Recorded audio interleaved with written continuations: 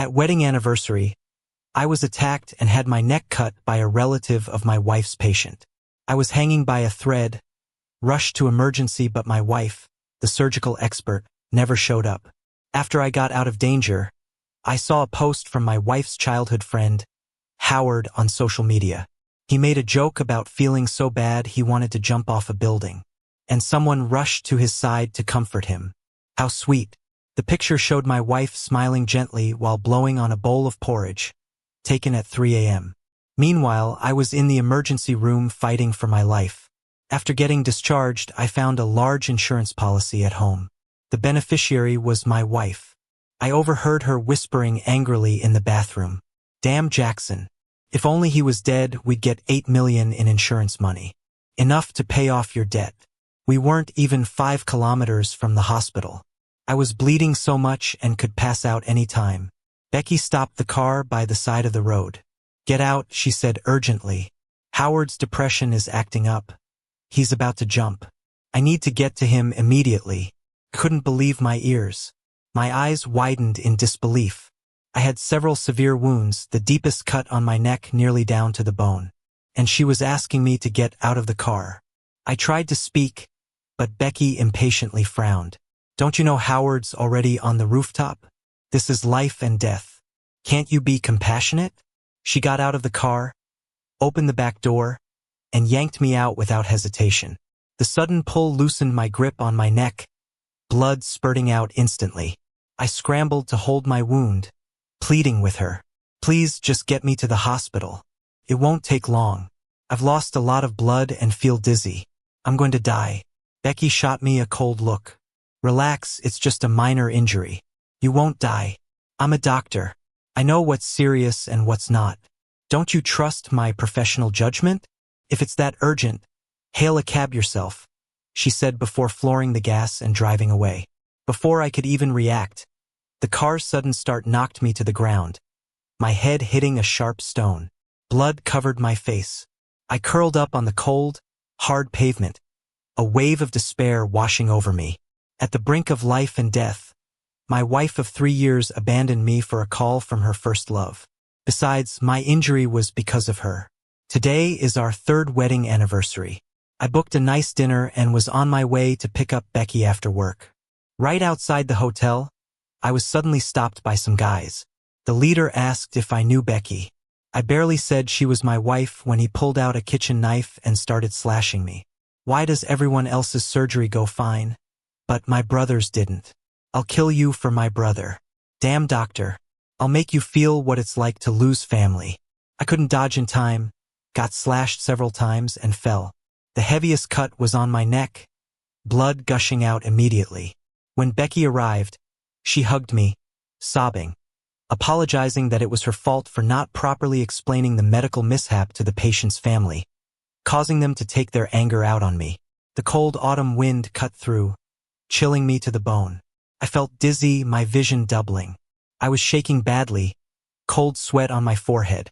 I was gonna die like this. I fumbled for my phone and called 911. Doctor, my carotid artery's been cut. Can you send an ambulance? I'm at. But before I finished, I heard a surprised voice. Are you Jackson? Becky's been complaining about you being jealous and dramatic all the time. You've become quite the office legend. Are you faking it just to get attention? No need, really. The person on the line was one of Becky's colleagues. I'm dramatic and jealous? That's how she described me to them? Hastily, I explained, no, I'm bleeding a lot. I can't stop the bleeding and I can't catch a cab. I am in danger. Please help me. The other end hesitated. We only have 2 ambulances on night duty. Becky called them for someone about to jump. Maybe call Becky? She's the doctor and knows your situation best. With no other option, I called Becky again. The phone rang for what seemed like forever before someone picked up. It wasn't Becky's voice. Becky's taking a shower. Want to talk to her? Beg me, said a male voice. Howard. But I couldn't worry about that now. Please let Becky take the call. I'm losing blood. I need to get to the hospital, I begged. Howard chuckled. Truth is, begging won't help. I just joked about jumping, and she left you for me. Jackson, you're such a failure. She doesn't care about you. Hurting yourself won't change that. Why make up such a lousy excuse? He hung up. Meanwhile, my phone flashed a low battery warning, barely lasting another minute. I bravely sent my location and 2 quick words in our class group chat. Help me. Blood was everywhere. My phone screen was becoming blurry with it. I was fading, feeling tired like I'd never felt before. Couldn't even keep my eyes open. Not sure how long it was before a gentle, warm hand held mine. Someone called my name repeatedly, helped me up. I was finally rushed to the hospital. In a daze, I sensed the medical team moving quickly, everything more urgent than usual. The carotid artery is almost severed. Patients lost too much blood. Could collapse any time. Need emergency surgery. Get the blood ready. The patient's blood pressure is dropping. Start a transfusion. We can't handle it here, notify the ICU. Where's the family? We need signatures for the critical condition notice and surgery consent. Can't reach the wife. Her phone's not connecting. In the chaos, I heard a gentle but firm female voice. If you can't reach family, don't wait. Follow the attending doctor's orders. Rush the rescue as per normal procedures. I'm his friend. If something goes wrong, I'll take responsibility. I can sign a consent form. I vaguely remembered. This woman seemed like my high school classmate, Wendy. We sat near each other back then, had a good relationship. But after I started dating Becky, we lost touch. I never expected, after my plea in the group chat, she'd actually show up. Her words were resolute. With her acting as interim family, the medical staff quickly wheeled me into the emergency room. They set me up with tubes and equipment. The patient's platelet count is very low. The bleeding won't stop, a nurse said. The wound is deep with too many neck nerves and small blood vessels. The surgery is highly difficult. Only Dr. Becky in our hospital has performed this type of surgery. Hurry, call DR. Becky. Lying on the operating table, I felt the irony. I went to great lengths to get myself to the hospital, only to realize my life still depended on her. The call connected quickly, with the nurse explaining the situation rapidly. Dr. Becky, could you come to the hospital? There's a patient with a ruptured carotid artery. The surgery is too complex for us to handle. Becky responded with irritation. I'm not on the night shift today. I've scheduled leave for tomorrow. I've got plans. I'm not free. Plus, I'm not obliged to be on call 24/7, she added. Then I heard Howard's voice on the other end. It's late. Why is the hospital calling you? Becky, fetch my towel. Would you? I couldn't help but find it amusing. Here I was, close to death on the operating table, while my wife enjoyed her cozy time at another man's place. The oxygen monitor started beeping. Nurses scrambled to add more oxygen. The attending doctor glanced back at me, clearly annoyed by Becky's indifference, yet still had to stress, Dr. Becky, the patient's platelet is dangerously low, and the situation is critical. Only you have experience with such high difficulty surgeries. Becky grew even more impatient. He's critical? People with depression jumping off buildings are critical too, aren't they? I'm a doctor, not a robot. I have the right to rest outside of work. I've got no time now. The phone call ended with a busy tone, leaving the doctor cursing. Her husband wants constant company, and she disregards her patients' lives? This is a life and death situation. A nurse suddenly gasped, noticing, this patient's wife's phone number is the same as Dr. Becky's. She checked my medical file again. Jackson, his name is Jackson. He's Dr. Becky's husband. The nurse then redialed her. Dr. Becky, the patient with the ruptured carotid artery needing emergency surgery is Jackson. But Becky's response shocked everyone. Her tone was cold. So what? If something happens to Jackson, I'll sign a liability waiver. You don't have to bear responsibility. Don't call me again in the middle of the night. Let's talk when I'm back at work the day after tomorrow. With that, she hung up.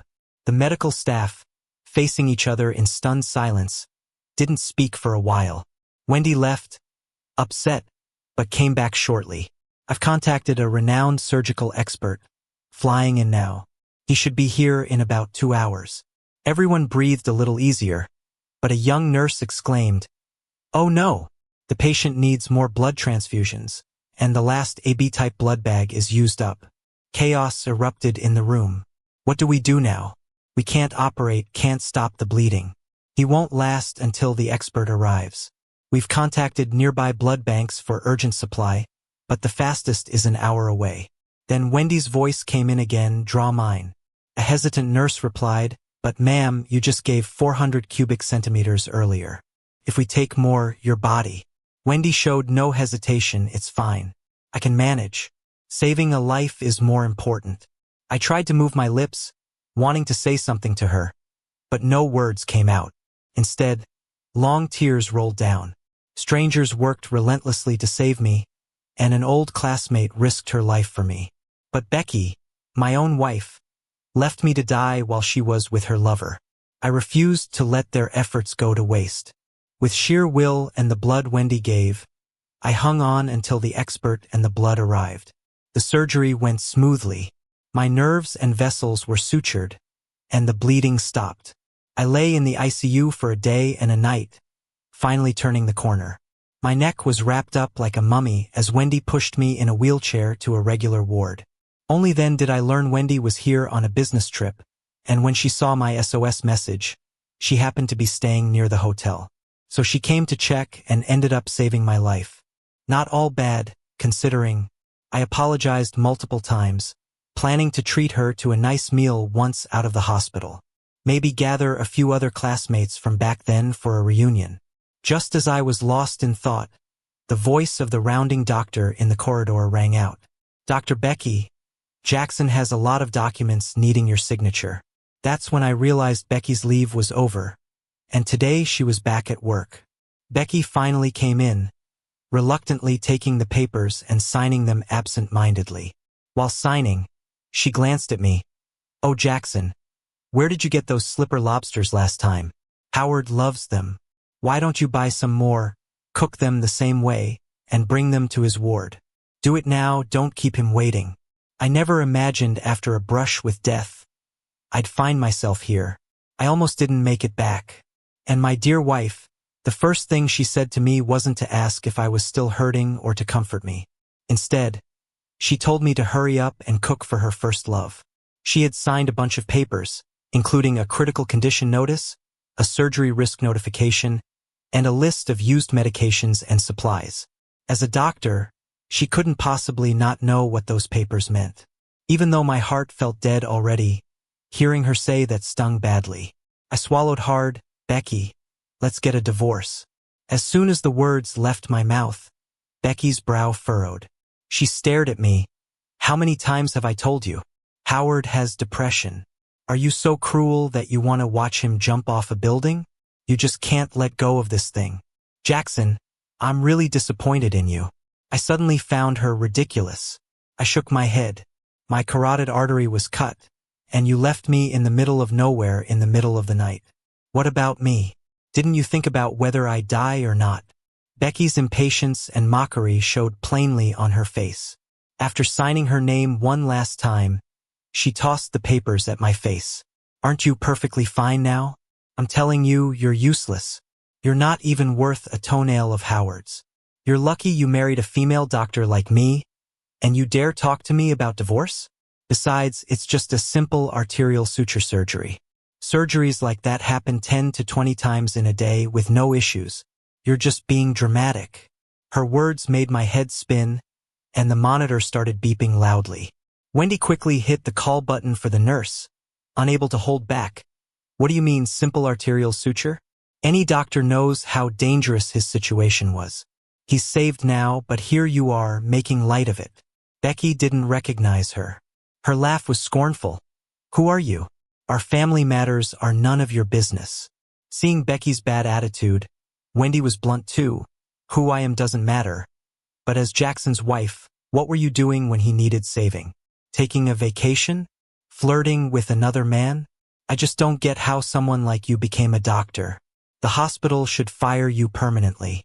Becky let out another mocking laugh, her chin high. You want the hospital to fire me? Maybe in the next life. Just so you know, I've already passed my title review, and I'm about to be promoted to attending physician.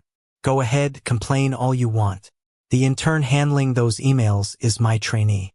Even with tons of complaints, the hospital won't penalize me. Then Becky turned to me. So you want a divorce now because you found someone else to back you up? But anyone who's interested in someone like you mustn't be anything special. After that, she slammed the door as she left, leaving me shaking with anger. Her words were too cruel. It was embarrassing enough that Wendy, an old friend and lifesaver, saw me in such a pathetic state.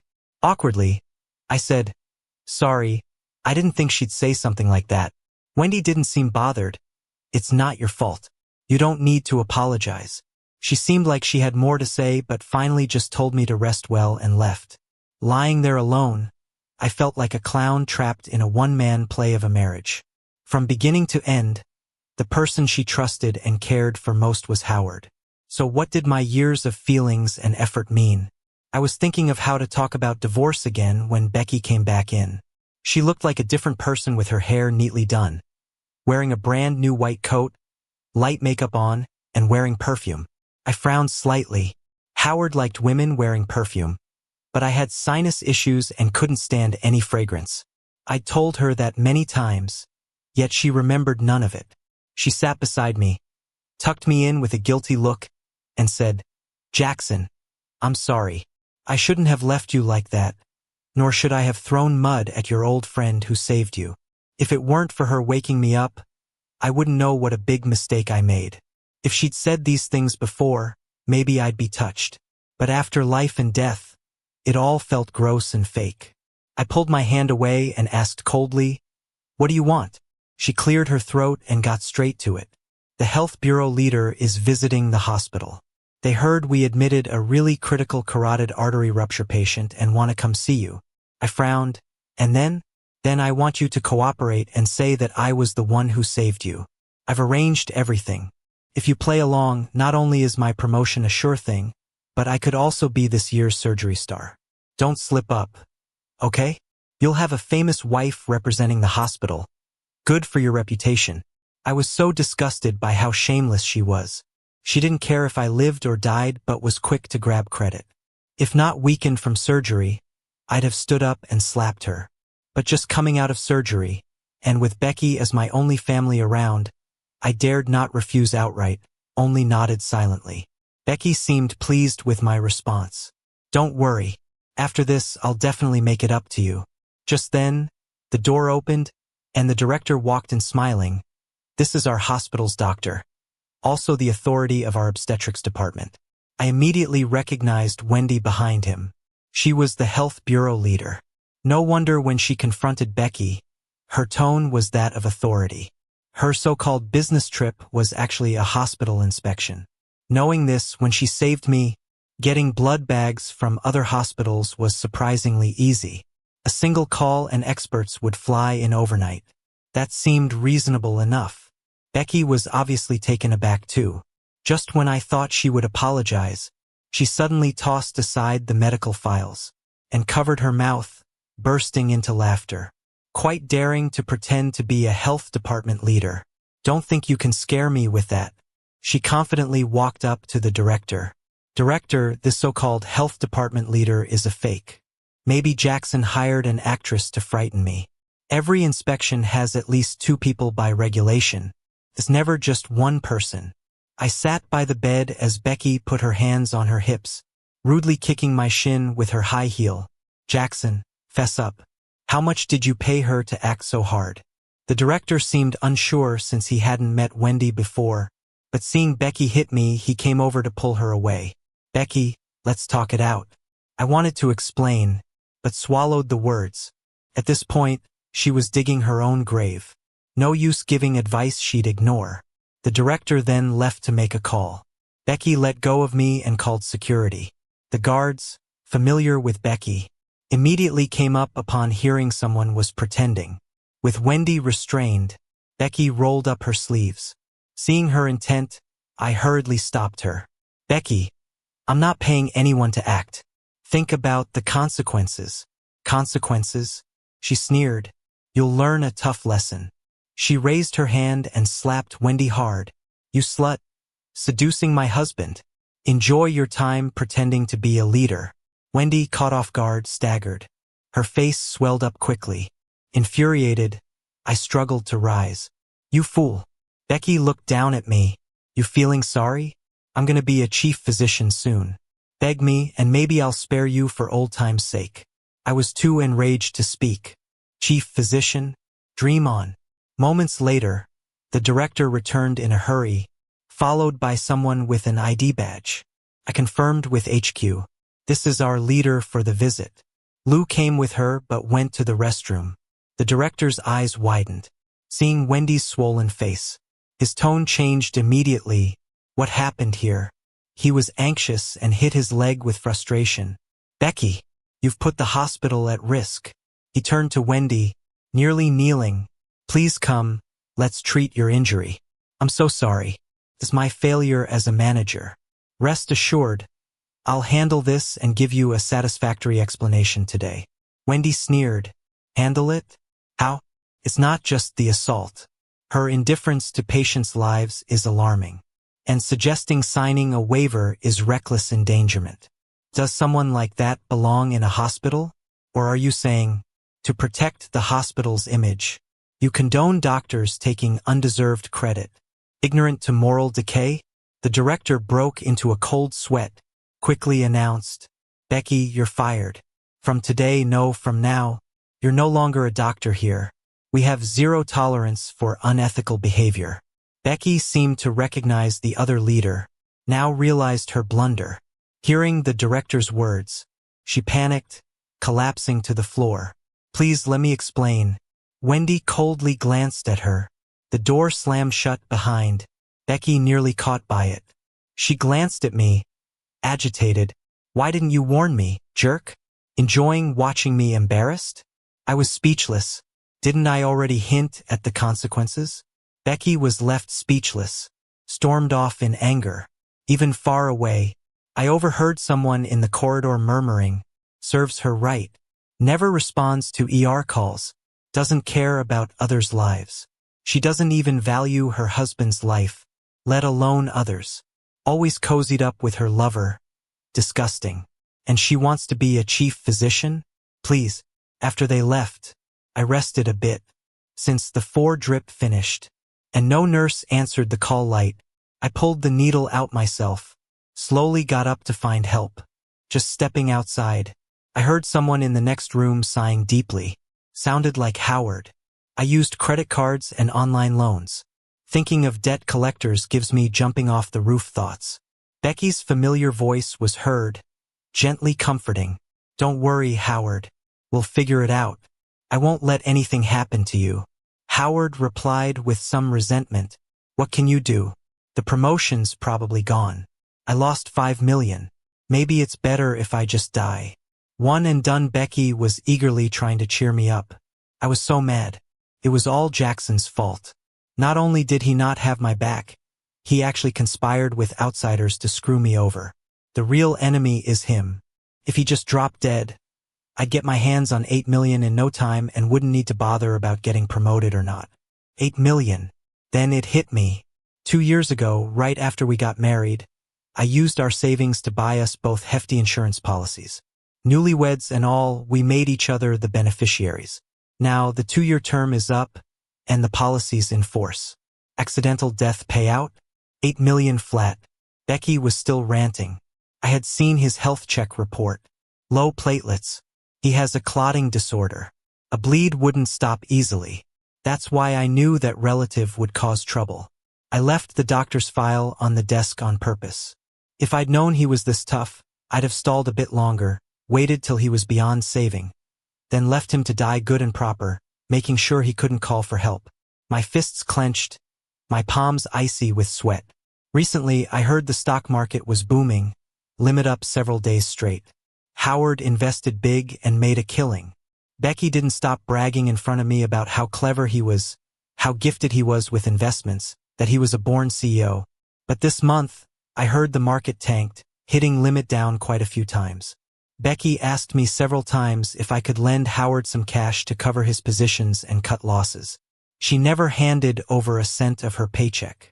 All household expenses were on me. Even her ailing mom's meds came out of my pocket. I had some savings stashed away for her maternity fund, and I wasn't about to blow it on their stock market mischief. I flat out refused. Little did I know she'd have her eyes on the insurance payout. Might even set me up to die accidentally. I barely remember how I got back to my hospital room, trembling all over in my bed. I thought Becky just didn't love me, had her mind on some other guy. But wanting me dead? I never saw that coming. With my folks far away and me fresh out of surgery, frail and alone, I was a sitting duck.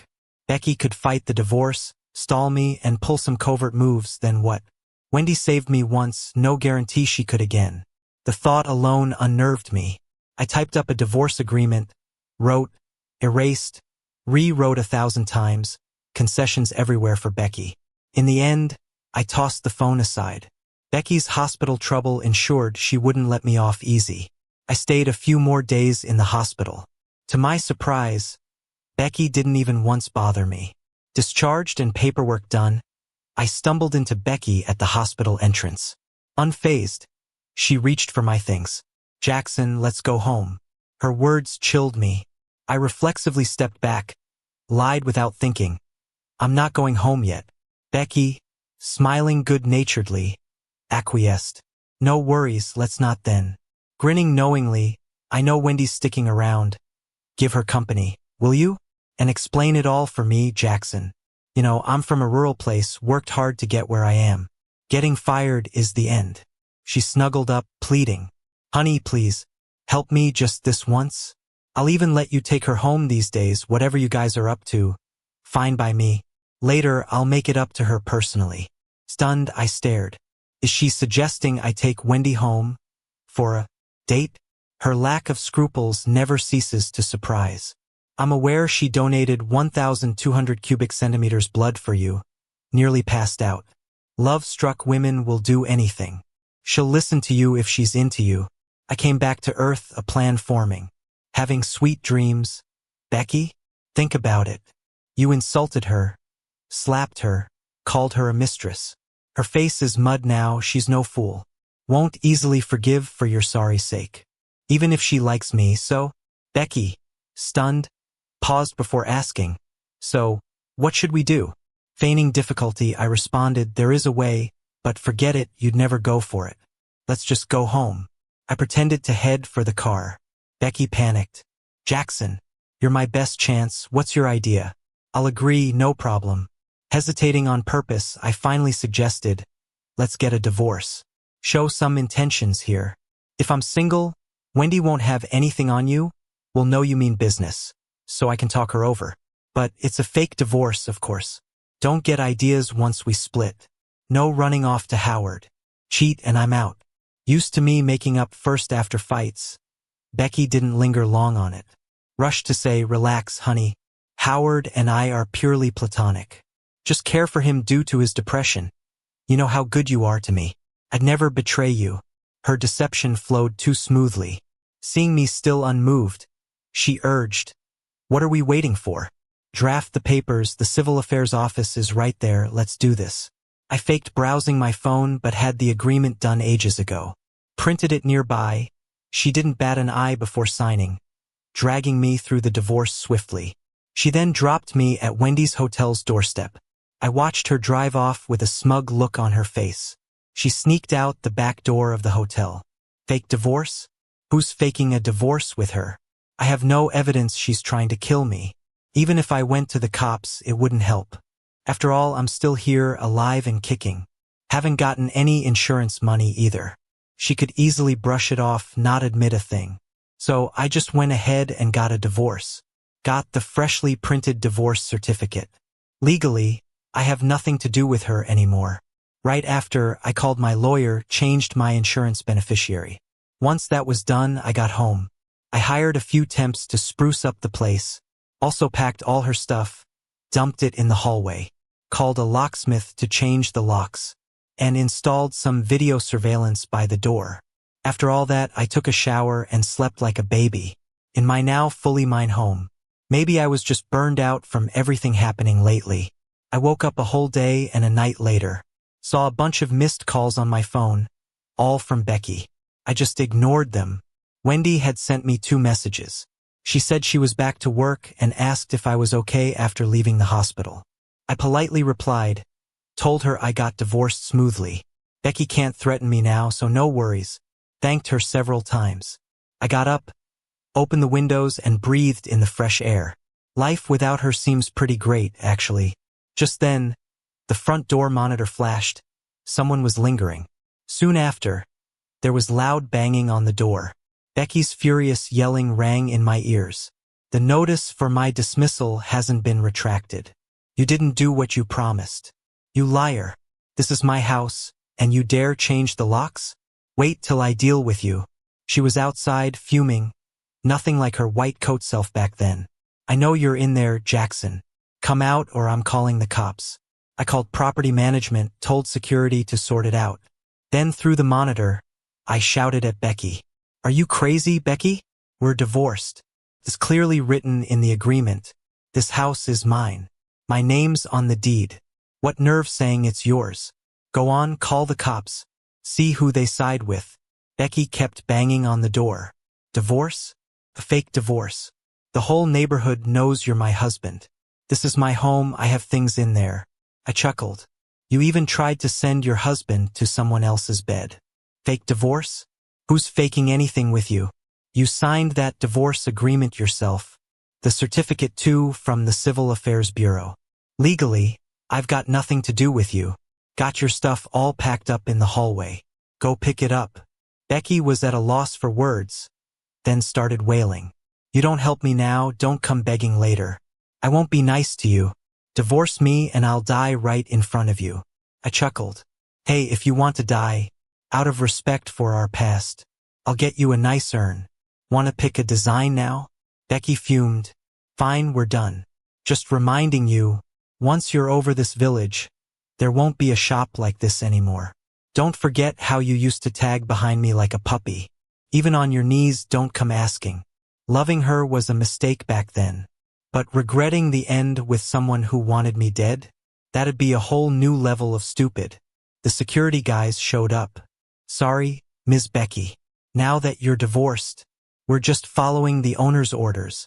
Please leave. Fine, Jackson. You're ruthless. With Becky gone, back inside my place, for some reason I felt uneasy. Knowing Becky, if she could even attempt murder, she wouldn't let this slide easy. Sure enough, by morning, the police knocked on my door. Mr. Jackson? Gut feeling told me this had Becky's fingerprints all over it. I checked through the peephole and the monitor, made sure of the ID badges before opening up. As soon as I opened the door, click, I was in cuffs. Mr. Jackson, you were involved in a hit and run last night. You need to come with us. I took a step back.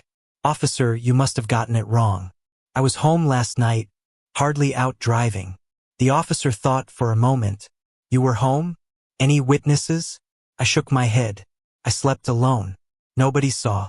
The officer stayed expressionless. Traffic cameras caught a driver resembling you. And the vehicle involved is in your garage. Let's go. Answer questions at the station.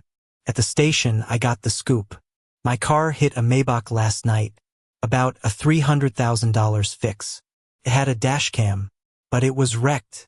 Memory card missing. Definitely Becky's doing. The car was a wedding gift from my mom, registered in my name. I work close by. Most of the time Becky used it.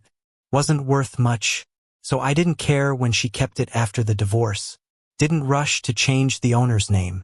Becky must have set this up at night, for the cameras to miss clear footage. The driver was dressed like me, no doubt, a setup, so I take the fall. Damn, over 300 grand just like that. Insurance probably won't cover it, since there's license plate covering and a hit and run. Having me deep in debt wouldn't help Becky. Only she'd do something like this, just to mess with me. Silently, I laughed inside. Too bad. She forgot one thing. I pulled my phone out of my pocket. Officer, I've got video evidence from my dashcam here. The dashcam in my car was linked to a mobile app. All the videos and footage it captured were instantly uploaded to the cloud and sent to my phone. Even if you yank out the memory card, it doesn't stop the cloud uploads. The cloud keeps videos for 3 days, which is more than enough. Sure enough, the dashcam footage on my phone clearly showed Becky, wearing my clothes and a wig, pretending to be me. And it even caught her flooring it and crashing hard into a Maybach. Plus, after she did all that, parking my car back in my garage, and destroying the dashcam, taking the memory card, I handed the video evidence over to the police and cleared my name. Then, I reminded the cops to check the security footage from the property. Even though she tried really hard to avoid the cameras, they still caught tiny clues. They found footage of Becky changing clothes and sneaking out of the parking garage. It didn't take long for Becky to get caught. The evidence was undeniable. The crime facts were crystal clear. She couldn't deny it at all. The moment she saw me, she pointed at my face, cursing me out. "You piece of trash. You'll never die in peace." I watched her pathetic outburst with a smile. Right now, she totally looked like a joke. If she hadn't been such a fool, how did she end up like this? "Becky, go sweat over the sewing machine in jail. Have a good think." Hearing the words "sweat over the sewing machine," she suddenly jumped up. "Dream on about me sitting in jail. The car owner already said, as long as I pay up, they'll agree to settle it." She must have forgotten. All her salary probably already went straight to Howard. All she had left was an old car. Over 300 grand. How could she pay up? I just smiled without saying anything. Becky got all riled up, like trying to prove something.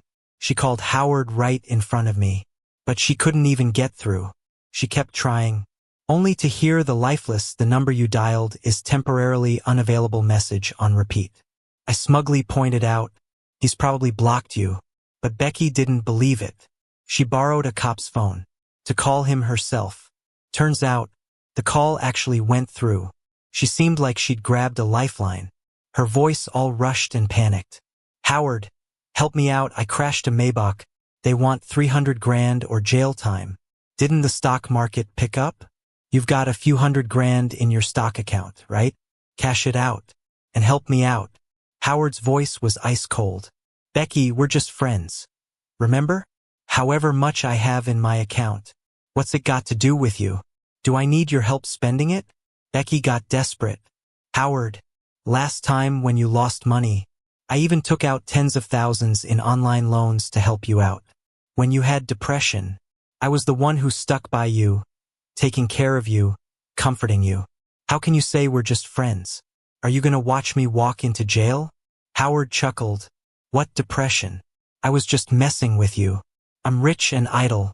What's there to be depressed about? Every day is a happy day for me. All right, enough of that. I'm busy. My girlfriend needs me." And I clearly heard a woman's voice top it off, giggling and sweet-talking. Howard answered with a playful tone, then hung up. Becky was so mad she could explode. A liar. He's just a liar. He promised to always be there for me, to love only me, just a player. I couldn't help but snort in laughter. Ha! Who was the one earlier swearing up and down that she was pure and innocent? Realizing she got dumped by Howard again, her whole demeanor deflated. Her face looked lifeless. Then, surprisingly, her expression changed in an instant. She kneeled before me and grabbed my leg, sobbing. "Hubby, I was wrong. I was blind, made bad choices. I was conned. I see that now. Hubby, please forgive me. I'm sorry. Let's get back together. We'll be a family. I'll give you a kid. Okay? Once a couple, lifelong support. I know, you won't abandon me, right?" I looked at her, expressionless. Getting conned. Huh? Great excuse for herself. Even now, she's not the slightest bit genuinely remorseful. She's only saying sorry because she doesn't want to go to jail and has no money to pay. Pushed her away. "That's enough, Becky. When you left me bleeding out on the side of the road, knowing full well about my clotting issue. When you plotted with someone else hoping I'd die soon so you could claim insurance money. Did you ever think of being a family? You framed me. Did you ever think I might go to jail? No money to pay? Then go to jail. And stay there as long as you can." Feeling like a weight was lifted off, I turned and walked away. more decisively, than the day Becky left me on the road at midnight. She couldn't pay up, so the Maybach owner sued her. Becky got sentenced to 5 years in prison. When her sickly mother heard the news, she blasted me over the phone. Although she wasn't fond of me to begin with, considering she's my elder, I didn't say anything back. Who would have thought she'd get so riled up? She collapsed, dead from a heart attack. Becky lost her job, her family, her freedom, the only one left who cared about her, her own mother. She also lost everything. The court ordered her to auction off all her assets to compensate the Maybach owner. I heard she also had a massive amount of online debt from borrowing money for Howard's margin call. In deep despair, I heard Becky ended up with a severe depression while in prison. A year later, she took her own life. As for me, after the divorce, I had more time to focus on work. My income steadily increased. Everything was going smoothly, and life was good. One day, near the end of my workday, I got a call. "Is this Mr. Jackson? We're from the insurance company. Your ex-wife bought a policy with us 4 years ago. You're the beneficiary. Now that she's deceased, there's an $8 million payout. When you're free, please bring your documents to process the claim." That's when it hit me. Though Becky ended up in prison, her cause of death was suicide due to depression. And it's been way more than 2 years since she bought the policy. When we divorced, she hadn't had the chance to change the beneficiary before going to prison. So even though she was my ex, I'm still the beneficiary according to the contract. All her cunning plans, but I unexpectedly got a windfall. I took her death insurance payout. The next day, I went and bought a villa in a high-end community, paid in full. I put up the house Becky and I once shared for sale online. After finalizing the villa purchase and furnishing my new place, I moved in quickly. The day after I moved in, someone called me from the front door. "Jackson, welcome to our neighborhood." I turned around and it was Wendy. She stood by the door next to mine in a dress, smiling like an angel. Without the work clothes and with light makeup, she looked stunning. I was pleasantly surprised. "You live here too?" She nodded, "Of course. Don't you remember? I recommended this neighborhood to you." I knew her family was in business and pretty well off. Over the past year, I reconnected a lot with old classmates and often saw Wendy. She was always friendly towards me. "Just moved in, haven't started cooking, right? Come over for a meal. My mom's a great cook." She half dragged me inside with enthusiasm. Her parents were warm, but their gazes were a bit strange. During dinner, they kept asking about my family and if I wanted kids, even a second one. I was puzzled while Wendy nudged me under the table. She whispered, "My parents are constantly nagging me to get married. So annoying. You owe me big time, so do me this favor. Pretend for a bit, will you?" I froze for a moment, looking at her cute profile. Something nudged softly inside me. I put on a serious face. "No, I don't want to pretend to be your boyfriend." Wendy looked awkward, almost on the verge of tears. I leaned over and whispered in her ear, "How about we skip pretending? Let's try for real." Her face turned bright red immediately, but she moved closer and hooked her arm around mine. "You're mean.